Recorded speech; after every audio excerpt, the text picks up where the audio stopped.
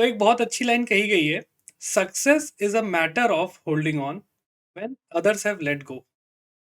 तो कहने का मतलब, ऐसे लोगों को ही सक्सेस मिलती है जो थकते नहीं है। थकने का मतलब ये नहीं कि आप मतलब दिन भर पड़े हो और रेस्ट भी ना लो।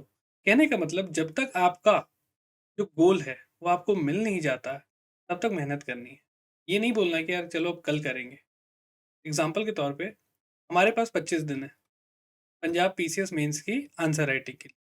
हम डेली 2 आंसर लिख, बट कहीं ना कहीं आपका कोई कॉम्पिटिटर होगा, वो 5 आंसर्स लिख, राइट। तो ये भी होगा कि वो 10 आंसर डेली लिखने की प्रैक्टिस कर रहा है, एक प्रॉपर टाइम लिमिट। क्योंकि अल्टीमेटली उस दिन जाके जो भी मेंस लिख रहा है आप लोगों में, हमें 3 घंटे के अंदर 20 क्वेश्चन सॉल्व करने, मतलब 8 मिनट में एक क्वेश्चन आपका आंसर हो जाना है।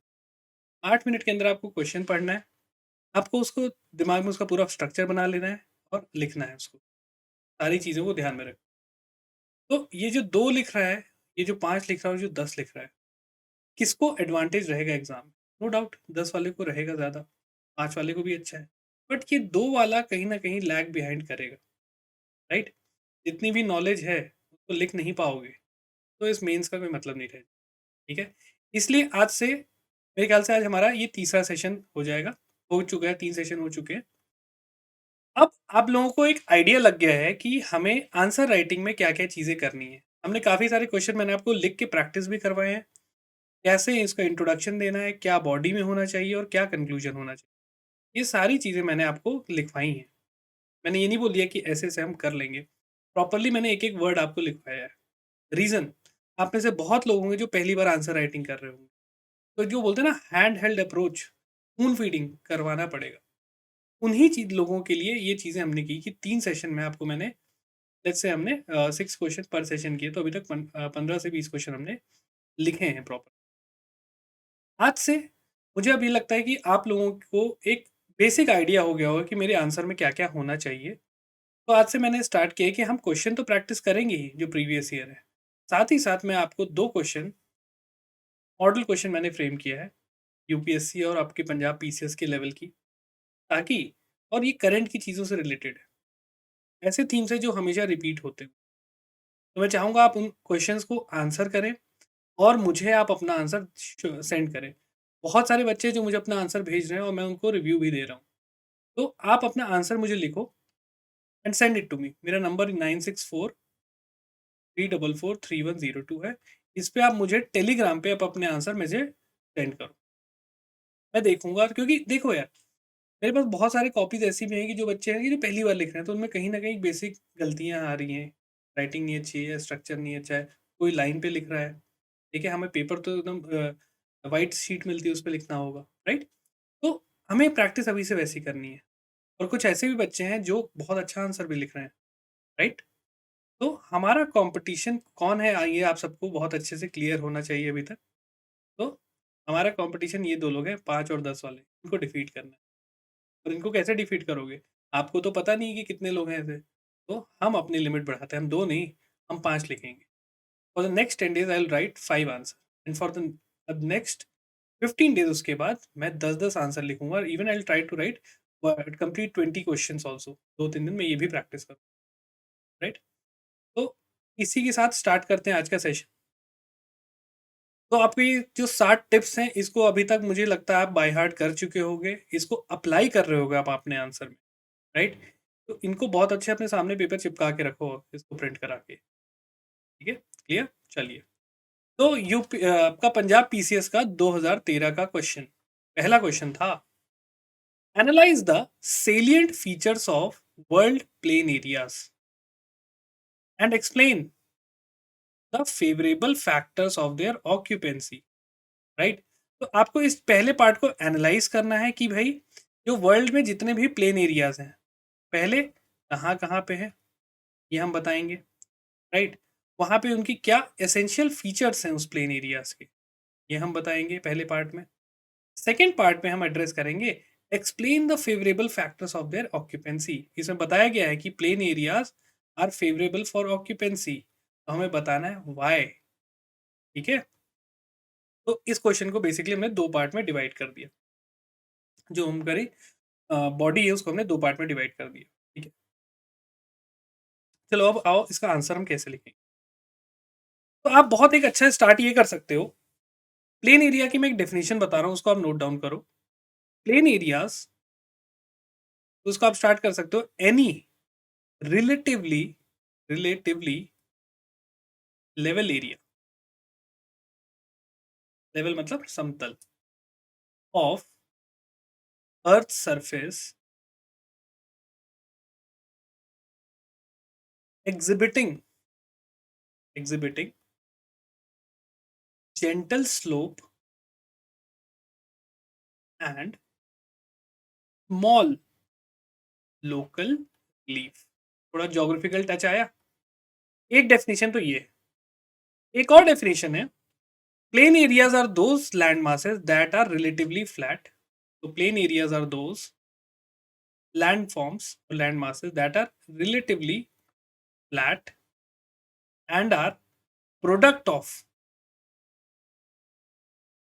river erosion and deposition। तो ये दोनों में से कोई सा भी आप डेफिनेशन से स्टार्ट कर सकते हो आप अपना आंसर इंट्रोडक्शन के लिए, राइट? नाउ लेट अस सी कि सेलिएंट फीचर्स क्या-क्या होते हैं। उससे पहले हमें ये भी बताना है कि वर्ल्ड में जो भी प्लेन एरियाज़ हैं उनके बारे में भी पूछना। तो आप बता सकते हो, यहाँ पे आप क्या कर सकते हो, एक सब हेडिंग डालो, some important plain areas of the world. तो चाहो तो आप यहाँ पे पॉइंटर्स करके अपने नाम बता सकते हो कि भाई Indo Gangetic plain, right? Mississippi plain of US. फिर आप बता सकते हो Nile delta plain, right? Yangtze plain of China. तो आप नेम करके ऐसे बता सकते हो, ऑलराइट? या आप प्लेन्स को सब डिवाइड भी कर सकते हो। 3 टाइप के होते हैं प्लेन्स आपके basically, structural plain, erosional and depositional, right? और सबके फिर आप एग्जांपल लिख सकते हो। जैसे हमारा जो इंडो गैंगेटिक प्लेन है, आप सबको पता है, वो आपका इरोजनल प्लेन हो जाएगा, सॉरी डेपोजिशनल प्लेन हो जाएगा, राइट? रिवर वहां पे लाके इंडो गैंगेटिक प्लेन्स में वहां पे सेडिमेंट्स वगैरह डिपॉजिट। स्ट्रक्चरल में आपका हो जाएगा great plain of US, great plain of USA, ठीक है? Central low land of Australia. तो आप ऐसे करके इन्हीं चीज़ों को आप ऐसे इरोजनल और स्ट्रक्चरल में आप इनको कैटेगराइज कर सकते हो। दोनों में से कोई भी कर सकते हो, कोई इशू नहीं है। बट आई वुड सजेस्ट कि ये वाला करो, इसमें थोड़ा और ज़्यादा अच्छा आप क्लासिफिकेशन दे, राइट? ऐसे कर सकते हो। और if you are good with maps, if you are good with map, draw world map. और हमेशा जब भी वर्ल्ड मैप बनाओ या जो भी मैप बनाओ, put it in a box. ज़्यादा बड़ा नहीं, हमें पेपर पेज जितना मिलेगा उसी में बनाना है। यहाँ पे ऐसे करके शॉर्ट में अपना बना सकते हैं।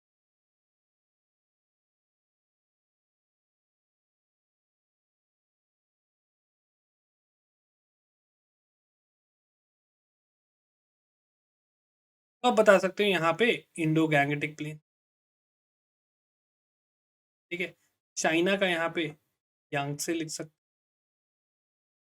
Central lowland Australia, right? फिर आप यहाँ भी लिख सकते हो पंपास, पंपास अर्जेंटीना। जितने भी ग्रासलैंड है, these all are plain areas. Pampas हो गया। आप यहाँ पे प्रेरीज लिख सकते हो या फिर ग्रेट प्लेन्स ऑफ यूएस लिख सकते हो, ठीक है? यहाँ पे आप मेंशन कर सकते हो स्टेपी, राइट? तो आप ऐसे मेजर करके major plain areas of world mention कर, राइट? तो ये आपने इसमें कर दिया। Now write the some salient features. तो यहाँ बनाओ सेलिएंट फीचर्स का। सेलिएंट फीचर्स में क्या हो सकता है, आपको क्या लगता है? एक प्लेन एरिया क्या क्या हो सकता है, पहले तो बताओ। These are large stretches of, large stretch of flat land. Simple चीज है, large stretch of flat land, okay? इसके लिए बोला जाता है कि it is not more than 200 metre above sea level, क्योंकि फिर ऊपर होने लगता है, इससे ज्यादा होगा तो फिर वो प्लेटू कहलाने लगेगा, right. Thirdly, these are very fertile tract, very fertile. Reason fertile क्यों होता है? क्योंकि these plains are either river deposited या रिवर या विंड इरोजन से बनते हैं। ठीक है, जनरली डेपोजिशन रहता है, रिवर डेपोजिशन रहता है, उससे बनते हैं। तो ये अलुवियल डिपॉजिट्स रहते हैं, और अलुवियल सॉइल आपको पता है काफी फर्टाइल होते हैं, राइट। ठीक है, इसी से आप बता सकते हो, वेरी फर्टाइल से बता सकते हो कि it is agriculturally suitable, right. फिर आप बता सकते हो इसमें और कि it has a population concentration. Okay, तो ये कुछ इसके फीचर्स हैं प्लेन एरिया के। ऑलराइट, आप कुछ एग्जांपल्स हमने जैसे दिए ही यहाँ पे मेंशन हो गया। सेलियंट फीचर हम बता दिया कि भाई फ्लैट लैंड होता है, 200 मीटर अबव सी लेवल होता है, वेरी फर्टाइल होता है because it is made up of river deposition. ठीक है, पॉपुलेशन कॉन्सेंट्रेशन, ये सारे कुछ इसके फीचर्स आपने बता दिए। इसमें और भी आप मेंशन कर सकते हो कि दीज आर, अब जो इसका सेकेंड पार्ट है, explain the favourable factors for their occupancy. जो हमने बोला ना, इसके फीचर्स में क्या है कि पॉपुलेशन कॉन्सेंट्रेशन होता है। अब इसी का रीजन आपको बताना है कि ये क्यों होता है प्लेन एरियाज में। अगेन ये सारे रीजंस आएंगे, बट थोड़ा ह्यूमन टच देना पड़ेगा। एग्जाम्पल के लिए, रीजन फॉर ऑक्यूपेंसी, इंसान यहाँ पे किसी भी एरिया में क्यों बसता है, बताइए आप लोग। पहली चीज, खाना और पानी। ठीक है, इंडस वैली सिविलाइजेशन हो जाए या गैंगेटिक प्लेन्स में जो भी हो जाए, तो सबसे इंपॉर्टेंट है अवेलेबिलिटी ऑफ वाटर। वाटर अच्छा है, जितनी भी हमारी नदियां हैं, जितने भी प्लेन से गुजर रही हैं, वहां मेंशन कर दो। यूएसए से आपकी मिसिसिपी रिवर जो ग्रेट प्लेन्स हो गया, आपका क्या बोलते हैं, गैंगेटिक प्लेन से गंगा रिवर, ये सब। ठीक है, तो availability of water. Secondly, fertile soil है। फर्टाइल सॉइल से क्या होगा, एग्रीकल्चरल, एग्रीकल्चर कर सकते हैं, या फिर स्लैश आप लिख सकते हो फूड प्रोडक्शन। इंसान हमेशा खाने और पानी जहां भी मिलेगा वो वहां पे बसेगा, राइट। थर्डली, फ्लैट लैंड होने की वजह से क्या होता है, कंस्ट्रक्शन वेरी इजली। तो इससे क्या होगा, इंफ्रास्ट्रक्चर आपका अच्छा बनने लगता है। आप पहाड़ों पे अच्छा घर बना सकते हो, या इंडस्ट्री सेटअप कर सकते हो, या फ्लैट प्लेन पे कर सकते हो। सिंपल सी चीज है, फ्लैट प्लेन जहां भी होगा वहां पे इजीली कंस्ट्रक्शन कर सकते हो। रोड हो, रेलवेज हो, घर हो, इंडस्ट्रीज हो, कमर्शियल कॉम्प्लेक्स हो, राइट। तो इसकी वजह से आपका यहाँ पे आपके ऑक्यूपेंसी आपकी बढ़ती है। तो कुछ फिजिकल फैक्टर्स हो गए हमारे, और कुछ ह्यूमन फैक्टर्स हो, राइट।